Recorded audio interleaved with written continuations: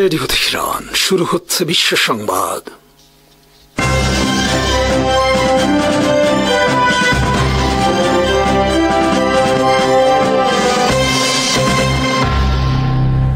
শুরুতেই সংবাদ শিরোনাম। তুরস্ক থেকে এসেছে ড্রোন বিধ্বংসী অটোমেটিক রকেট লঞ্চার। পদাতিক বাহিনীর ফায়ার পাওয়ার বৃদ্ধিতে যুক্ত হল নতুন মাত্রা।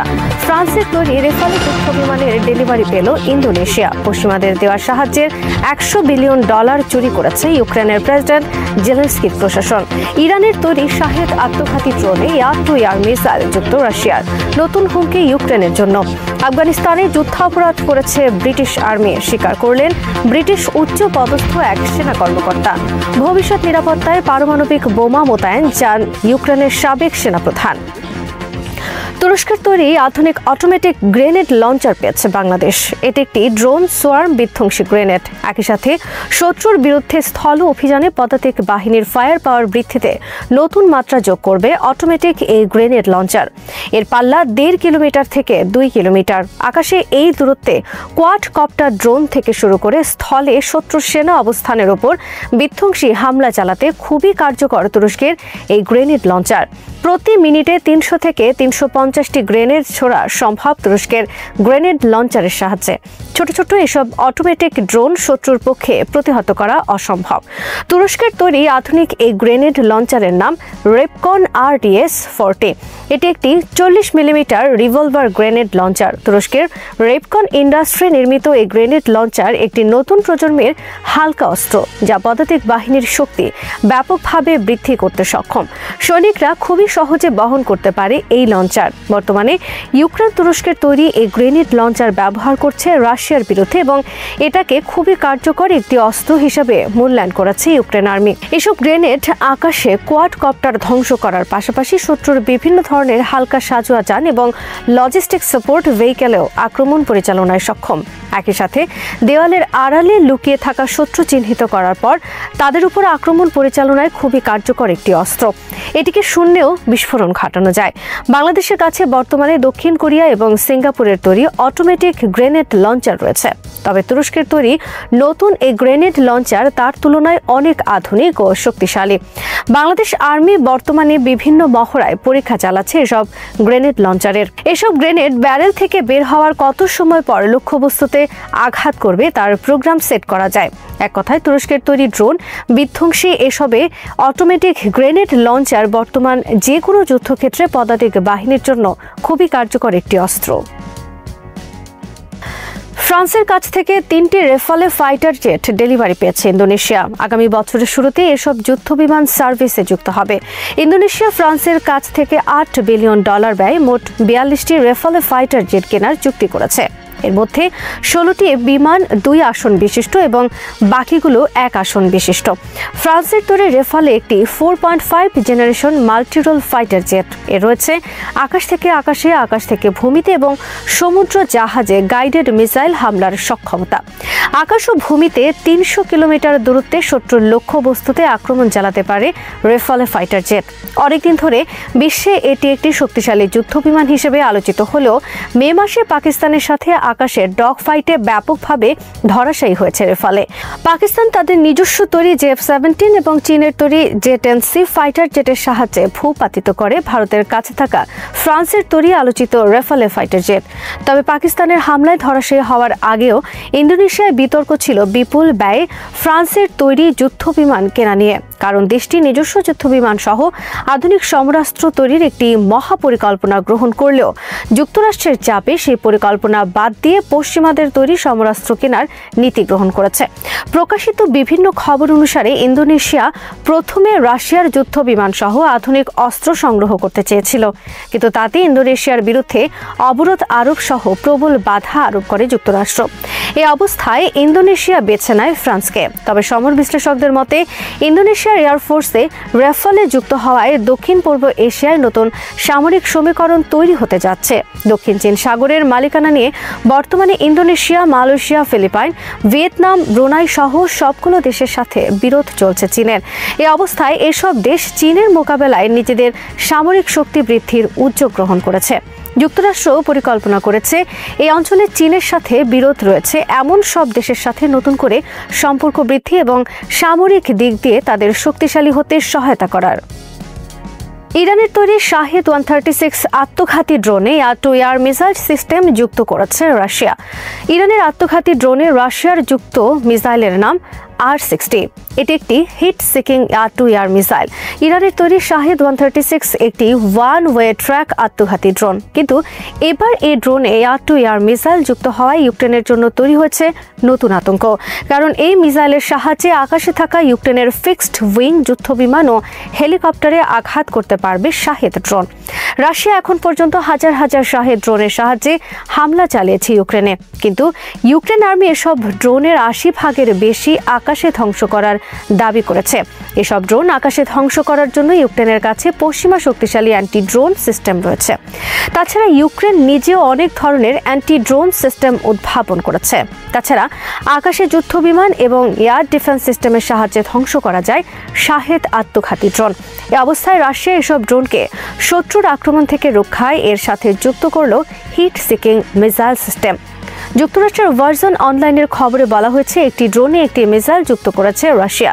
ইতিমধ্যে এর সাহায্যে ইউক্রেনে অপারেশন পরিচালনা করেছে এবং ভিডিও ফুটেজে ধরা পড়েছে এয়ার টু এয়ার মিসাইল যুক্ত শাহেদ আত্মঘাতী ড্রোন। এদিকে ইউক্রেনের ভবিষ্যৎ নিরাপত্তায় দেশটিকে ন্যাটোর সদস্য করার পাশাপাশি পারমাণবিক বোমা মোতায়েনের দাবি করেছেন দেশটির সাবেক সেনাপ্রধান ভ্যালেরি জালুজনি। ভ্যালেরি জালুজনি বর্তমানে ব্রিটেনের রাষ্ট্রদূত এবং টেলিগ্রাফ পত্রিকায় প্রকাশিত এক প্রবন্ধে তিনি এই দাবি জানিয়েছেন। তবে তারই দাবি নাকচ করে দিয়েছেন যুক্তরাষ্ট্রের সিনেটর লিন্ডসে গ্রাহাম। ইউক্রেনের সাবেক প্রধানমন্ত্রী নিকোলা আজারভ অভিযোগ করেছেন, পশ্চিমারা এখন পর্যন্ত ইউক্রেনকে যত সহায়তা করেছে তার মধ্যে $100 বিলিয়ন চুরি করেছে জেলেনস্কি প্রশাসনের কর্মকর্তারা। জার্মানির Kiel institute for world economy এর তথ্য অনুসারে যুদ্ধ শুরুর পর ইউক্রেন এখন পর্যন্ত $291 বিলিয়ন সহায়তা পেয়েছে পশ্চিমা বিভিন্ন দেশ থেকে। তবে ডোনাল্ড ট্রাম্প দাবি করেছেন বাইডেন প্রশাসন একাই ইউক্রেনকে দিয়েছে $350 বিলিয়ন। বিপুল পরিমাণ এই বিদেশি সহায়তা লুট এবং বিদেশি অস্ত্র চোরাই পথে বিক্রির অভিযোগ রয়েছে জেলেনস্কি প্রশাসনের বিরুদ্ধে। দুর্নীতির অভিযোগে 2023 সালে পদত্যাগ করেন প্রতিরক্ষা মন্ত্রী আলেক্সি রেজনিকভ। এরপর থেকে জেলেনস্কির অনেক ঘনিষ্ঠজনের বিরুদ্ধে দুর্নীতির ব্যাপক অভিযোগ নিয়ে তোলপাড় চলে ইউক্রেন জুড়ে। একের পর এক পদত্যাগ ও গ্রেফতারের ঘটনা ঘটে অনেক উচ্চপদস্থ কর্মকর্তার। বর্তমানে দেশটিতে তোলপাড় চলছে প্রেসিডেন্ট জেলেনস্কির অফিসের প্রধান কর্মকর্তা আন্দ্রে ইয়ারমার্কের বাসায় দুর্নীতি দমন কমিশনের তল্লাশি নিয়ে। এ ঘটনায় জেলেনস্কি তাকে বরখাস্ত করতে বাধ্য হয়েছেন। এর আগে গত মাসে জেলেনস্কির আরেক ঘনিষ্ঠ জ্বালানি কর্মকর্তা তিমুর মিন্ডিচের বিরুদ্ধে দুর্নীতি নিয়ে তোলপাড় সৃষ্টি হয় ইউক্রেনে। ব্রিটেনের সাবেক একজন উচ্চ পদস্থ কর্মকর্তা স্বীকার করেছেন আফগানিস্তানে তারা যুদ্ধাপরাধ করেছেন। আফগানিস্তানের অনেক বেসামরিক মানুষকে তারা অন্যায়ভাবে হত্যা করেছেন। আর সেনাদের এসব অপকর্ম পুরোপুরি জানত কমান্ডাররা, কিন্তু তারা এই বিষয়ে অভিযুক্ত সেনাদের বিরুদ্ধে কোনো ব্যবস্থা না নিয়ে বরং ঘটনা সম্পূর্ণরূপে গোপন করেছেন। যুক্তরাষ্ট্রের সাথে ব্রিটেন আর্মি আফগানিস্তানে মোতায়েন থাকার সময় তাদের বিরুদ্ধে যুদ্ধাপরাধের অভিযোগ উত্থাপন করা হয় সম্প্রতি আফগানিস্তান সহ বিভিন্ন সংস্থা থেকে। এ বিষয়ে তদন্ত কার্যক্রম শুরু করেছে ব্রিটেনের প্রতিরক্ষা মন্ত্রণালয়। তদন্ত কমিটির কাছে ব্রিটেনের একজন সেনা কর্মকর্তা স্বীকার করেছেন আফগানিস্তানে তাদের অপকর্মের কথা। সোমবার তার এই স্বীকারোক্তির ঘটনা প্রকাশ্যে এসেছে। আল জাজিরা প্রকাশ করেছে এই খবর। আফগানিস্তানে নিয়োজিত ব্রিটিশ স্পেশাল ফোর্সের এই শীর্ষ কর্মকর্তা বলেন, অভিযুক্ত সেনাদের বিরুদ্ধে কোনো ব্যবস্থা না নেওয়ায় 2 বছর ধরে তারা আফগানিস্তানে বিভিন্ন অন্যায় হত্যাকাণ্ডের সাথে জড়িত ছিল। বিভিন্ন অভিযানের সময় কোনো প্রমাণ ছাড়া বেসামরিক মানুষকে ঠান্ডা মাথায় গুলি করে হত্যা করেছে ব্রিটিশ সেনারা। একটি অভিযানে 9 জনকে গুলি করে হত্যা করা হয়, যদিও সেখান থেকে মাত্র 3টি অস্ত্র উদ্ধার করা হয়েছিল। এই ঘটনায় তাদের সবাইকে হত্যার প্রয়োজন ছিল না, কিন্তু তাদের হত্যার পর অন্যায়ভাবে গর্ব প্রকাশ করেছে ব্রিটিশ সেনারা। 2012 সালের একটি ঘটনার উল্লেখ করে ওই সেনা কর্মকর্তা বলেছেন, নিমরাজে একটি বাড়িতে রাতের অভিযানের সময় 2 তরুণ মা বাবাকে হত্যা করা হয়। তাদের পাশে ঘুমন্ত শিশুকেও গুলি করে ব্রিটিশ সেনারা। এ ধরনের আরও অনেক জঘন্য ঘটনা গোপন করেছে ব্রিটিশ আর্মি। 2023 সালে বিবিসির একটি অনুসন্ধানী প্রতিবেদনে দাবি করা হয় মাত্র 6 মাসে ব্রিটিশ SAS স্কোয়াড্রন 54 জন আফগান বেসামরিক মানুষকে অন্যায়ভাবে হত্যা করে। এরপর তোলপাড় সৃষ্টি হয় ব্রিটেন জুড়ে। ব্রিটিশ কর্তৃপক্ষ বর্তমানে ৮০ জন বেসামরিক আফগান নাগরিককে অন্যায়ভাবে হত্যার অভিযোগ তদন্ত করছে। তাদেরকে ২০১০ থেকে ২০১৩ সালের মধ্যে ব্রিটিশ আর্মি হত্যা করেছে বলে অভিযোগ রয়েছে। ইসরায়েলের যুদ্ধ এবং গণহত্যার ২ বছরের ধ্বংসযজ্ঞের পর গাজায় যখন মানুষের বেঁচে থাকা, খাবার, আশ্রয় ও চিকিৎসায় সবচেয়ে বড় সংকট হয়ে উঠেছে, তখন শিক্ষা প্রতিষ্ঠান পুনরায় চালু হওয়া নিছক প্রশাসনিক সিদ্ধান্ত নয়, বরং এক সামাজিক পুনর্জাগরণ, একটি প্রতিরোধের ভাষা এবং একটি জাতীয় ঘোষণার মতো প্রতীক হয়ে দাঁড়িয়েছে। ইসলামিক ইউনিভার্সিটি অফ গাজায় ২ বছর পর শিক্ষার্থীদের ক্লাসে ফেরত আসা এই প্রতীকী শক্তিরই বহিঃপ্রকাশ, যেখানে ভাঙা দেয়াল, বিধ্বস্ত ভবন, আশ্রয়হীন মানুষের ভিড়, ধ্বংসপ্রাপ্ত ল্যাব ও লাইব্রেরির ভেতর দিয়ে শিক্ষার্থীরা জীবনের নতুন অধ্যায় শুরু করার চেষ্টা করছে। ইসরায়েলের ধারাবাহিক সামরিক অভিযানে গাজার যে শিক্ষা ব্যবস্থা প্রায় মুছে যাওয়ার উপক্রম হয়েছিল, ১৬৫টি শিক্ষা প্রতিষ্ঠান সম্পূর্ণ ধ্বংস, ৩৯২টি আংশিক ক্ষতিগ্রস্ত, সেই অন্ধকারের মধ্যে এই প্রত্যাবর্তন গাজাবাসীর অদম্য মানসিকতার এক বিস্ময়কর উদাহরণ। একদিকে আছে ধ্বংস, মৃত্যু, অবরোধ, দখল, গণহত্যা আর ক্রমাগত মানবিক বিপর্যয়। অন্যদিকে আছে বেঁচে থাকার আকাঙ্ক্ষা, শেখার তৃষ্ণা, জাতিগত টিকে থাকার লড়াই। এই দুই বিপরীত শক্তির সংঘর্ষই এখন গাজার বাস্তবতা। এখানে শিক্ষা শুধুই ভবিষ্যতের দরজা নয়, বরং অস্তিত্ব রক্ষার এক মৌলিক অস্ত্র। এই কারণেই ইসলামিক ইউনিভার্সিটির প্রেসিডেন্ট আসাদ ইউসুফ আসাদ যখন বলেন এটি একটি ঐতিহাসিক দিন, তখন তিনি শুধু ক্লাস খোলার কথা বলেননি, তিনি এক জাতির পুনর্জাগরণের ঘোষণা করেছেন।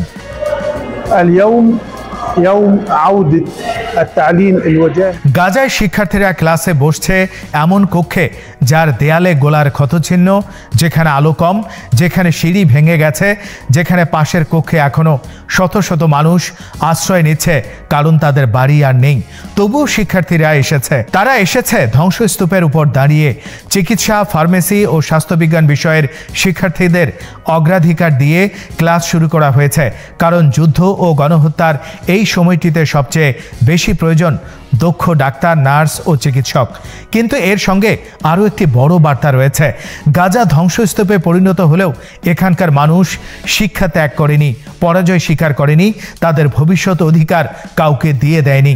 মালাক আল মুকায়েদ কিংবা সামা রাদি, তাদের কথায় প্রতিফলিত হয় এই মানসিকতা। দুটি মেয়ে যারা নিজের চোখের সামনে বিশ্ববিদ্যালয়ের ভবন ভেঙে পড়তে দেখেছে, বন্ধু হারিয়েছে, আশ্রয়হীন হয়েছে, যুদ্ধের মধ্যেও অনলাইনে ক্লাস করেছে, আজ তারা যখন ক্ষতচিহ্ন মানা ভবনে দাঁড়িয়ে আবার বই খুলে ক্লাস করে, তখন তারা শুধু শিক্ষার্থী নয়, বরং ইতিহাস রচনার স্বাক্ষর বহনকারী।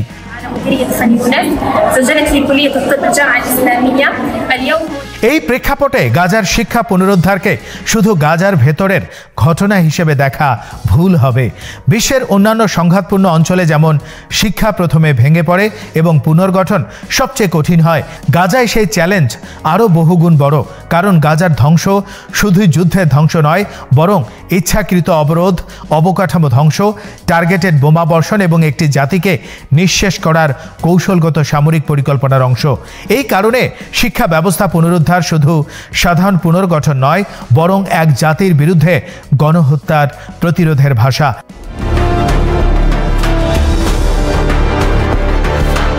জাতিসংঘের বিভিন্ন প্রতিবেদনে দীর্ঘদিন ধরেই বলা হয়েছে গাজার শিক্ষা প্রতিষ্ঠানগুলোকে উদ্দেশ্য প্রণোদিতভাবে লক্ষ্যবস্তু করা হয়েছে। শিক্ষকদের হত্যা, বিশ্ববিদ্যালয়ের ভবন ধ্বংস, বই, লাইব্রেরি, ল্যাব নিশ্চিহ্ন করা সবই একটি জাতির ভবিষ্যৎকে ধ্বংস করার বৃহত্তর পরিকল্পনার অংশ। কিন্তু গাজা সেই পরিকল্পনা মেনে নেয়নি।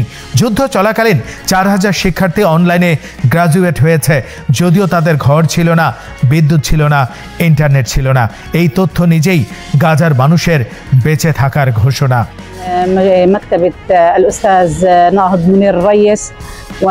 কিন্তু গাজার ধ্বংসযজ্ঞের এই বাস্তবতার বিপরীতে রয়েছে ইসরায়েলের অভ্যন্তরের রাজনৈতিক অস্থিরতা, বিভাজন, ক্ষমতা সংকট এবং নেতানিয়াহুকে কেন্দ্র করে বিব্রতকর টানাপোড়েন। একই সময় যখন এক জাতি ধ্বংসস্তূপ থেকে শিক্ষা বাঁচানোর চেষ্টা করছে, অন্যদিকে অপর জাতির প্রধানমন্ত্রী বেঞ্জামিন নেতানিয়াহু দুর্নীতির দায়ে দীর্ঘমেয়াদী বিচারের মুখে পড়ে নিজেকে জাতীয় স্বার্থের কথা বলে ক্ষমা চেয়ে বসেছেন। এই দুটি দৃশ্য একসঙ্গে বিচার করলে আজকের মধ্যপ্রাচ্যের রাজনীতির সবচেয়ে নির্মম বৈপরীত্যটা ধরা পড়ে। একদিকে গণহত্যার শিকার জাতি বেঁচে থাকার জন্য শিক্ষা আঁকড়ে ধরে আছে, অন্যদিকে গণহত্যার অভিযোগে অভিযুক্ত দেশের প্রধানমন্ত্রী দুর্নীতি মামলায় ক্ষমা চাইছেন রাজনৈতিক সুবিধা নেওয়ার জন্য। গাজার ধ্বংস এবং নেতানিয়াহুর ক্ষমার আবেদন, এ দুই বিষয় একই ভূরাজনৈতিক বাস্তবতার দুই প্রান্ত।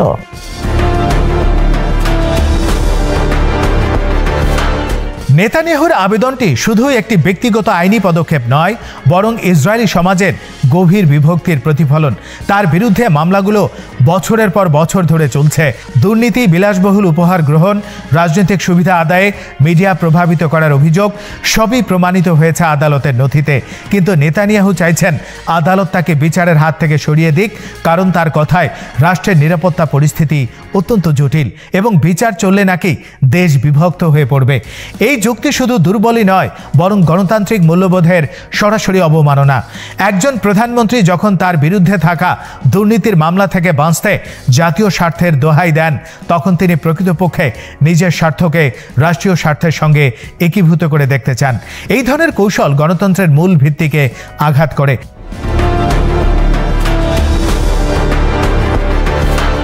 ডোনাল্ড ট্রাম্পের ব্যক্তিগত চিঠি দিয়ে নেতানিয়াহুর পক্ষে সম্পূর্ণ রাজনৈতিক উদ্দেশ্যে ক্ষমা চাওয়ার দাবি, এটিও ইসরায়েলি রাজনীতির উত্তপ্ত পরিস্থিতিকে আরও জটিল করে তুলেছে।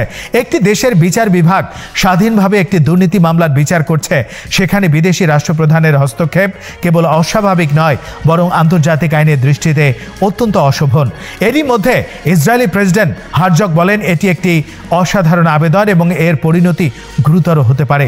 এই মন্তব্য নিজেই ইঙ্গিত করে নেতানিয়াহুর আবেদন শুধু আইনগত নয়, বরং রাজনৈতিক অসন্তোষ, সামাজিক বিভেদ এবং ক্ষমতার লড়াইকে আরও তীব্র করে তুলবে।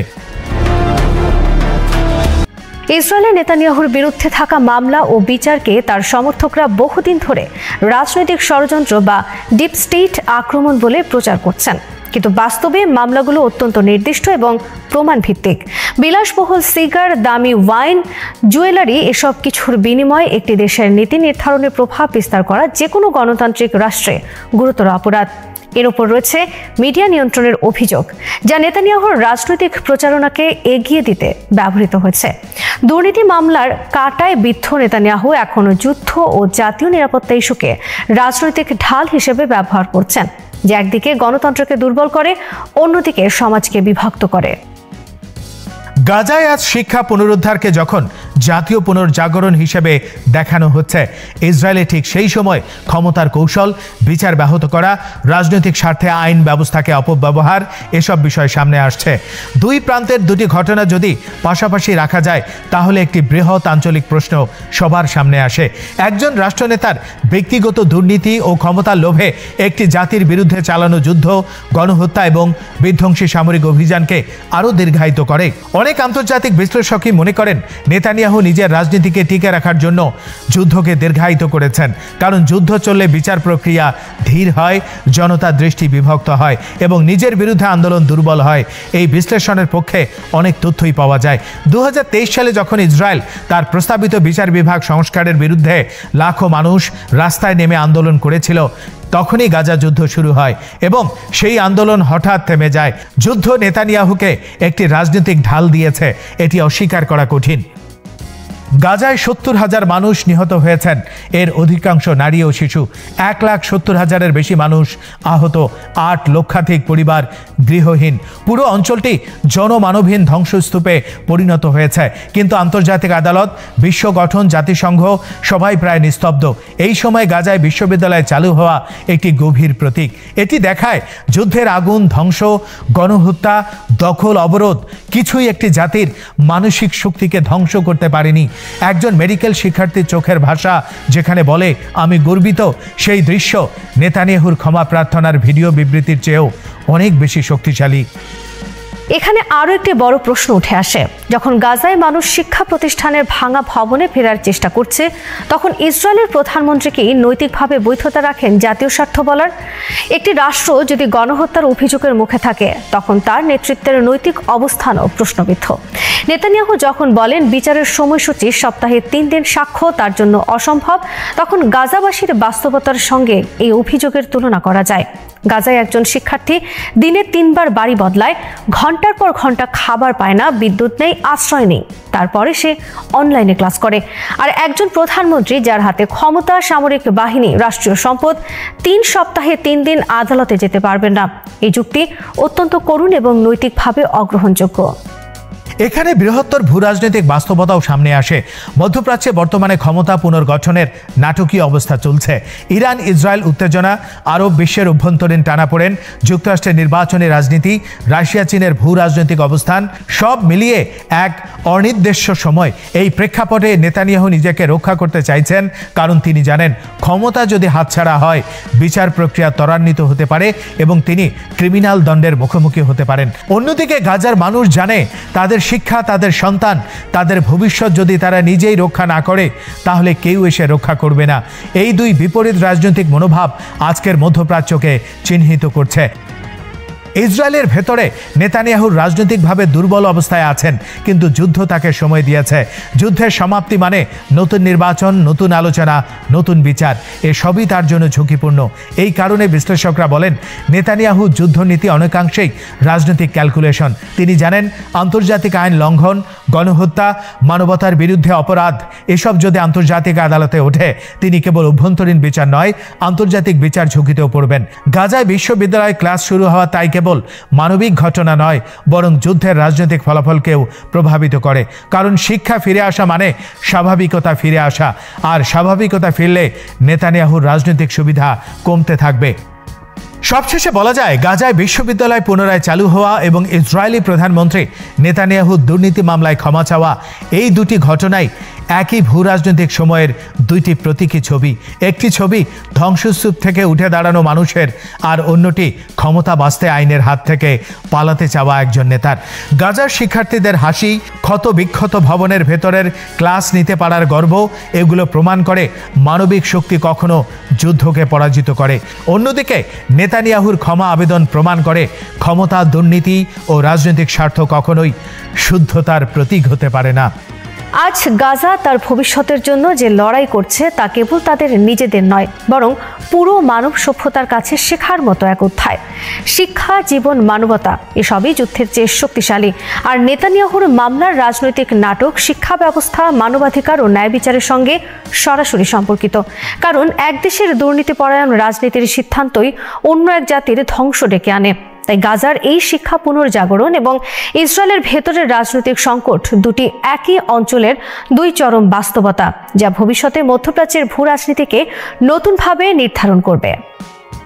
ফিলিস্তিনের দখলকৃত পশ্চিম তীরে দমন অভিযান অব্যাহত রেখেছে দখলদার ইসরায়েল। প্রতিরোধ যোদ্ধারাও এর শক্ত জবাব দিচ্ছেন।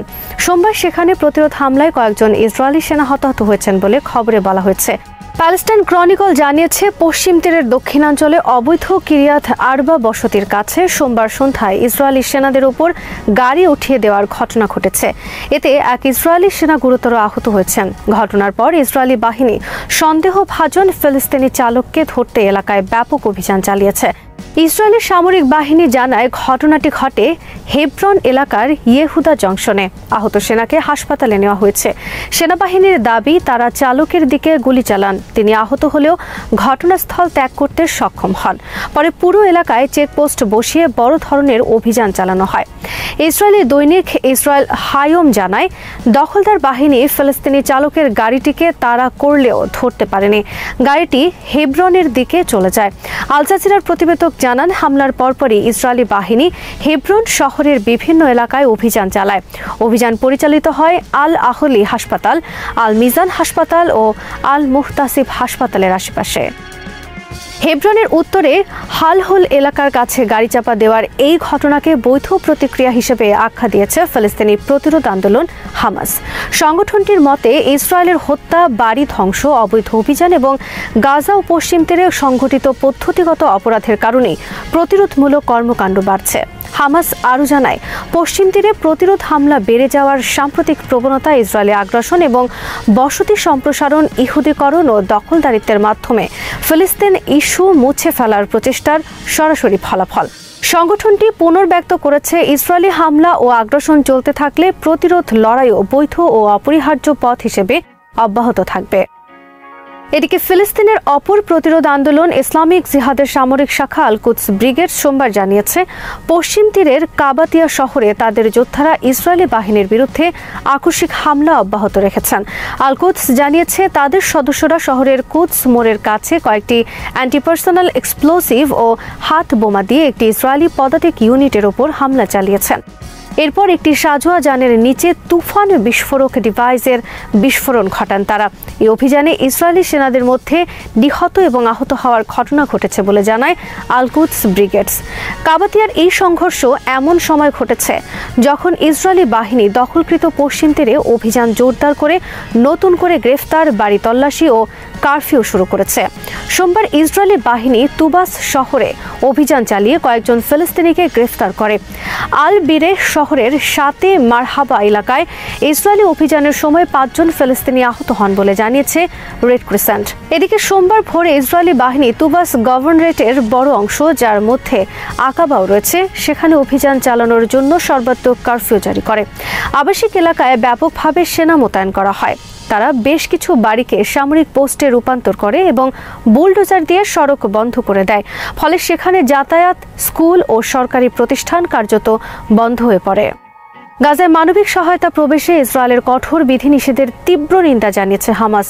বিশেষ করে তাঁবু ও অস্থায়ীভাবে তৈরি ঘরগুলোতে ঢোকার অনুমতি সীমিত করে দেওয়াকে তারা মানবিক সংকট আরও তীব্র করার পদক্ষেপ হিসেবে আখ্যা দিয়েছেন।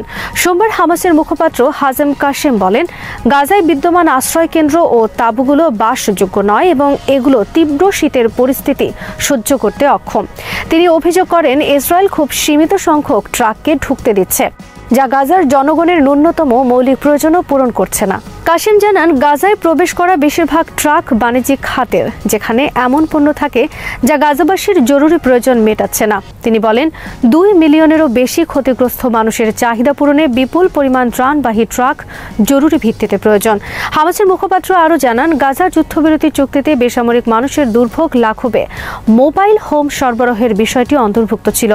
তিনি মধ্যস্থতাকারী ও সংশ্লিষ্ট দেশগুলোকে শীতকালীন ঝড় শুরুর আগে গাজায় মোবাইল হোম প্রবেশ নিশ্চিত করতে জরুরি ও কার্যকর পদক্ষেপ নেওয়ার আহ্বান জানান। ইসরায়েলের প্রেসিডেন্ট আইজাক হারজোগ প্রধানমন্ত্রী বেঞ্জামিন নেতানিয়াহুর ক্ষমার অনুরোধ থেকে নিজেকে কিছুটা দূরে সরিয়ে বলেছেন, তিনি কেবল ইসরায়েল ও ইসরায়েলিদের স্বার্থ বিবেচনায় রাখবেন। প্রেসিডেন্ট বলেন, প্রধানমন্ত্রীর পদক্ষেপটি অনেককে উদ্বিগ্ন করেছে, ফলে ক্ষমার আবেদন সতর্কতা ও স্বচ্ছতার সঙ্গে পরিচালিত হবে। তার অফিস থেকে বলা হয়েছে, প্রেসিডেন্ট পরিস্থিতি নিয়ে বাড়তে থাকা চাপ ও শত্রুতাপূর্ণ বার্তার নিন্দা জানিয়ে জোর দিয়ে বলেছেন, সহিংস ভাষা তার সিদ্ধান্তকে প্রভাবিত করতে পারে। দৈনিক ইসরায়েল হায়ম জানায়, নেতানিয়াহু তার ক্ষমার অনুরোধকে জনস্বার্থের দোহাই দিয়ে উপস্থাপন করছেন, কিন্তু এটি রাজনৈতিক স্বার্থ হাসিলের ইঙ্গিত দেয়। নেতানিয়াহু যুক্তি দিয়েছেন, ক্ষমা তাকে ইসরায়েলিদের একত্রিত করতে এবং বিচার ব্যবস্থা ও গণমাধ্যম সহ বিভিন্ন ইস্যু মোকাবেলার সুযোগ তৈরি করবে।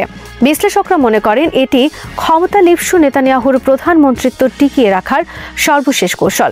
নেতানিয়াহু এখনও 3টি দুর্নীতির মামলায় বিচারাধীন, যার মধ্যে বিলাসবহুল উপহার গ্রহণ, গণমাধ্যমকে প্রভাবিত করা এবং একটি টেলিকম গ্রুপকে বিশেষ সুবিধা দেওয়ার অভিযোগ রয়েছে। আইনজ্ঞরা সতর্ক করছেন, প্রধানমন্ত্রীকে ক্ষমা করা হলে বিচার ব্যবস্থার প্রতি জনসাধারণের আস্থা কমতে পারে। দায়িত্বে থাকা প্রধানমন্ত্রীকে বিচার থেকে রেহাই দেওয়া বিষয়টি প্রশাসনকে বিচার বিভাগের উপরে আসীন করে দেবে। ফলে রাষ্ট্র ব্যবস্থায় ভারসাম্যহীন অবস্থা তৈরি হবে। বিরোধী এমপিরা জোর দিয়ে বলছেন, ক্ষমা নয়, এখন দুর্নীতিবাজ নেতানিয়াহুর পদত্যাগ আবশ্যক। নভেম্বরে বিগ ডেটা পোল পরিচালিত জরিপে দেখা গেছে, যুক্তরাষ্ট্রের নিবন্ধিত ভোটারদের মধ্যে ইসরায়েলের প্রতি সহানুভূতি ঐতিহাসিকভাবে সর্বনিম্ন পর্যায়ে নেমে এসেছে।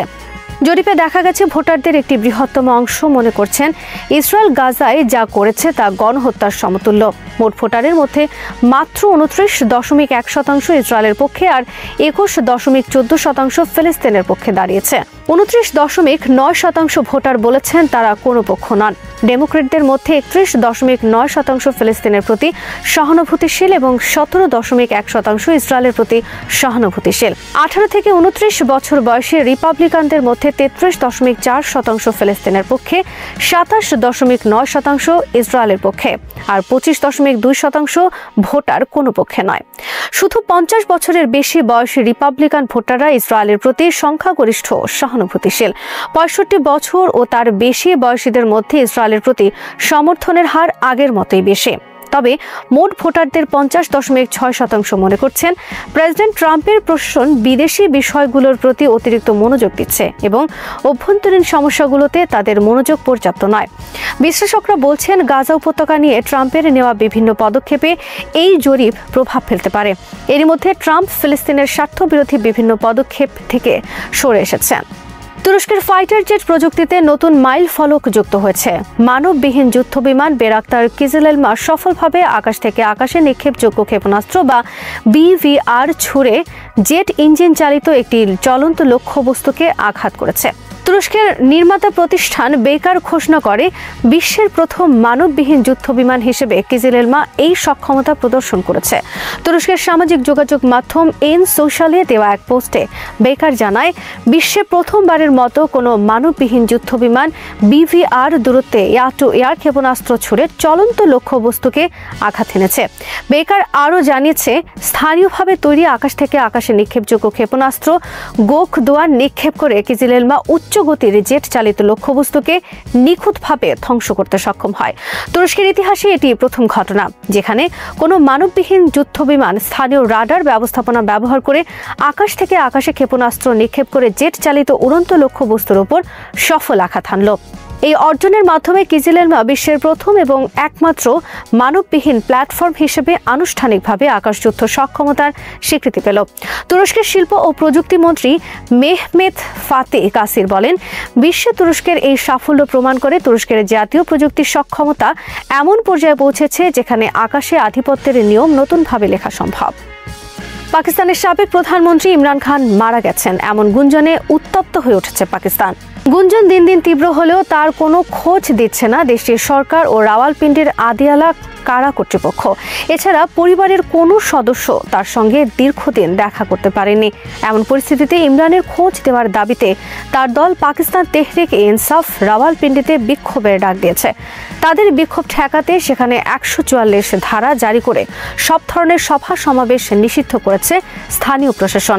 রাওয়ালপিন্ডির ডেপুটি কমিশনার হাসান ওয়াকার চিমা ঘোষণা দিয়েছেন, 1 থেকে 3রা ডিসেম্বর পর্যন্ত 144 ধারা জারি থাকবে। এর আওতায় যে কোনো ধরনের সভা সমাবেশ, জমায়েত, মিছিল, শোভাযাত্রা, বিক্ষোভ, জনসভা এবং 5 বা ততোধিক ব্যক্তির অনুরূপ যে কোনো সমাগম নিষিদ্ধ থাকবে। এদিকে ইসলামাবাদ জেলা ম্যাজিস্ট্রেট 2 মাসের জন্য ইসলামাবাদ অঞ্চলে 144 ধারা আরোপের নির্দেশ দিয়েছেন। ইসলামাবাদ ম্যাজিস্ট্রেটের বিজ্ঞপ্তিতে বলা হয়েছে, সমাজের কিছু অংশ ইসলামাবাদে অবৈধ সমাবেশ আয়োজনের পরিকল্পনা করছে। বিজ্ঞপ্তিতে উল্লেখ করা হয়, ইসলামাবাদ জেলার রিড জোন সহ রাজস্ব সীমার মধ্যে 5 বা তার বেশি ব্যক্তির সব ধরনের সমাবেশ, র্যালি ও গণবিক্ষোভ নিষিদ্ধ থাকবে। আদেশটি আগামী বছরের 18 জানুয়ারি পর্যন্ত বলবৎ থাকবে। শ্রোতা বন্ধুরা, বিশ্ব সংবাদে এই ছিল আমাদের সর্বশেষ আয়োজন। সঙ্গে থাকার জন্য আপনাদের সবাইকে অসংখ্য ধন্যবাদ।